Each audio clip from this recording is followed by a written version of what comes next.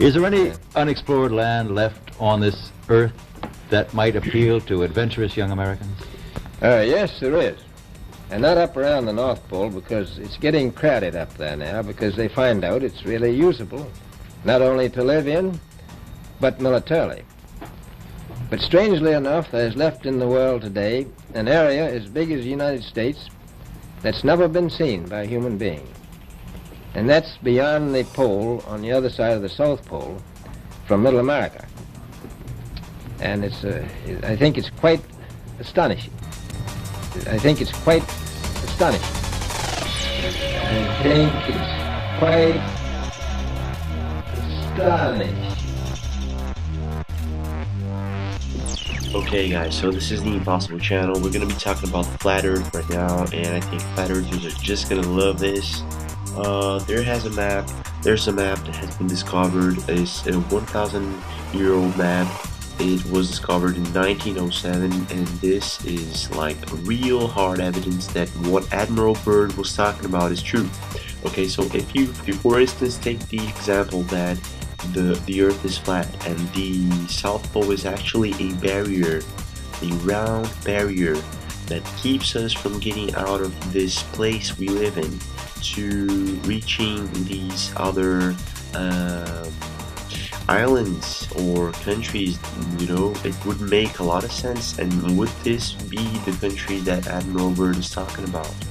As big as America, United States of America. Could this be the country he's talking about? This is wild, guys. This is wild. This is the first video that I've seen that's making this link, this connection to what Admiral Byrd said in his first interview and this map that has been released. I want you to spread this news and share this right now, because if you are not, or if you are a flat earther, you are just gonna love this. This is really astonishing evidence, guys. Please share and subscribe. But strangely enough, there's left in the world today an area as big as the United States that's never been seen by a human being. And that's beyond the pole on the other side of the South Pole from Middle America. It's time for the Longines Chronoscope, a television journal of the important issues of the hour, brought to you every Monday, Wednesday, and Friday.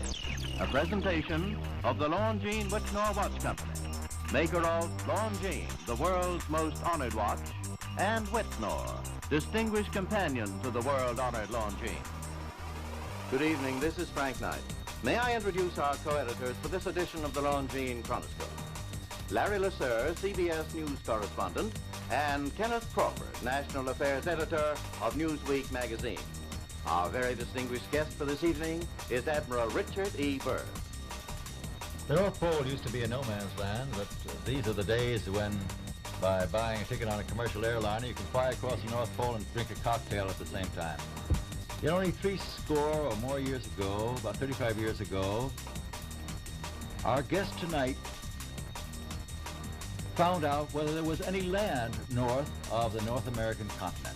He made that first discovery flight, and I must say that Admiral Byrd, our guest tonight, is not only our greatest living explorer, but he's been an inspiration to countless Americans. Admiral Byrd, you've been to both the North Pole and the South Pole.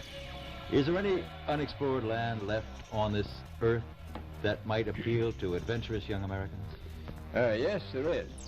And not up around the North Pole, because it's getting crowded up there now, because they find out it's really usable, not only to live in, but militarily. But strangely enough, there's left in the world today an area as big as the United States that's never been seen by a human being. And that's beyond the pole on the other side of the South Pole from Middle America. And I think it's quite astonishing that there should be an area as big as that unexplored. That's a tremendous So job. there's a lot of adventure left down at the bottom of the world. Admiral, do you hope to see that? I do. Well, Admiral, Yeah. would you say that since you've been to both the extremities of Earth, are these expeditions to such far-off places, are they getting easier because of modern techniques, or is danger still close at hand? Well, it's a little risky, but nothing like it used to be with the old slow planes and the small cruising areas where we have to put down bases. We replaced the dog teams, and of course that was a big improvement. But now the planes go much faster and they're safer, and they have a much bigger cruising radius. You haven't got the danger of a terribly heavy load. Admiral, an expedition to which I believe you're the advisor is now en route. What is that expedition doing? Well, that's the icebreaker Atka, and it's a reconnaissance expedition. It's going down to the South Pole area to make certain observations and to look for some bases. They will be back in April, and they will report back, and upon the information we get from that undertaking, we will base the bigger expedition that's to follow. Is that very definitely planned, or is that... That is being planned right now. So I'm willing to say to you that there will be a number of expeditions that will follow, I think, year after year, bottom of the world, because the government has really become interested. Well, Admiral Byrd, I can understand, I think everybody can, the interest in the North Pole because it's so near our greatest challenger, Soviet Russia. But why this interest in the bottom of the world? Nobody living down there, is there? No, it's pretty cold. There's only one permanent resident, that's the emperor penguin. The little ones live further north. I tell you one reason they're interested. It's by far the most valuable, important place left in the world for science. That's why the scientific groups all over the nation are really interested. But more important than that, it has to do with the future of the nation, those to come after us, or even during your lifetime. Because it happens to be an untouched reservoir of natural resources. And, you know, as the world shrinks with an ever-increasing acceleration, far-flung places, once useless, like we thought the North Pole was, and no man's land, become very useful. The bottom of the world will be important, not only to us, but to our allies. I was going to ask you, does it have military importance? It has some, and as the world shrinks, it will continue to shrink with an ever-increasing acceleration, thus bringing these places closer. And in the future, I can see a time when it will be very, very important strategically. Well, has the development of air power increased the strategic importance of places like the very much Palma Peninsula, we'll say? Very much so. Even now, if anything happened and we lost the Panama Canal, we would have to control the islands just north of Antarctica, which are part of Antarctica. Then between there and Cape Horn. I've heard it said that there are 7 continents in the world, and one of them has never been seen by a woman, and that's Antarctica. Is that actually true? Well, if the Palma Peninsula is an island, as far as I know, that's true. No woman's ever stepped foot upon the Antarctic continent, and it's the most peaceful place in the world. Well, I'm sure that won't last very long. I understand that now that you're working with the Arnold Bread Company in charge of frozen foods. Now, is there any future for frozen foods down these frozen extremities? Well, I think the human race can be helped by that. This was thought out by Dean Arnold, who's, in my opinion, a great humanitarian. He learned that we went down there after 4 or 5 years and finished a meal that we had left there on the table when we had evacuated Little America. Everything was perfect, including the bread. So he got the idea of this frozen bread. And already he sent some to Europe, and it worked very well over there to some of the starving people. So you can store it down in the Antarctic, and against the lean years, and you wouldn't have any people in the world really starving if you did that. Yes, in the event of an atomic war... You stay there forever. Admiral, you speak of the resources of Antarctica. What are they? What are the natural resources there? Well, we've found enough coal within 180 miles of the South Pole in a great ridge of mountains. It's not covered with snow, enough to supply the whole world for quite a while. Well, that's the coal. Now, there's evidence of many other minerals. We are pretty sure there's oil. Now, that coal shows the bottom of the world. Now, by far, the coldest spot in the world where that coal is gets 100 below zero in the winter. Well, It was once tropical. So we think there's oil there, and there's evidence, probably uranium there. is it any secret? Is there uranium there? That would be the only thing that would be practical to actually go after, I suppose. Everything else would be economically unfeasible, wouldn't it? Well, as we recklessly expend our resources, the time will come when we'll have to go after that stuff down there. Well, you know, I avoided what you said about uranium. I'm not sure about that. I don't want to have the world fighting over the Antarctic. And Robert, is there a competition among other nations to try to get information about Antarctica and possibly to secure some of these resources? Well, yes. There are now 7 nations very much interested. Russia is interested tremendously. That I'm sure of. Australia has an expedition down there.